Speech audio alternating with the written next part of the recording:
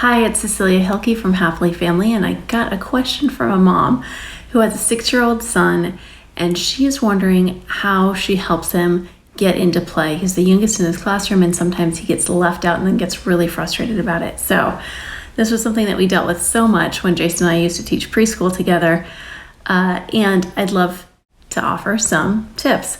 The first little bit of information, though, before I get into tips, is to share some of the research.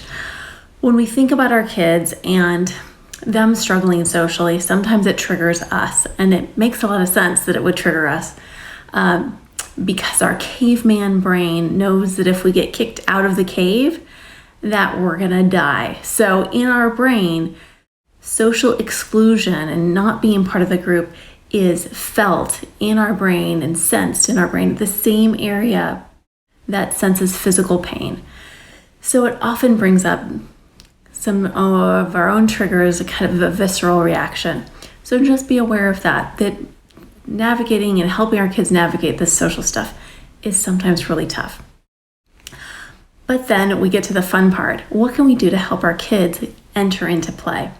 And this is one of the things that we did in our classroom, is helping them see that there's basically 3 different ways that you can get included in play. The first one is you can simply walk up to a group of kids and say, "Hey, can I play?"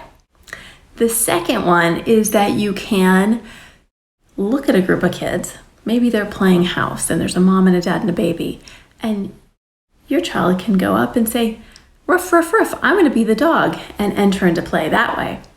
The third way that they could enter into a game is actually by creating something really cool. Maybe they make a great big block structure and then inviting other kids into their game, into their plan. "Hey, you want to play with this really cool block structure I've got over here?" So there are these 3 basic ways that kids can enter into play together. Role model those, role play those with your kids, and then also role play what they can do if they say, "Hey, can I play?" and the other child says no. They can ask a different child. They can ask that same child but do it later. They can play by themselves, and they can also ask somebody else for help. Another child, their teacher, another parent.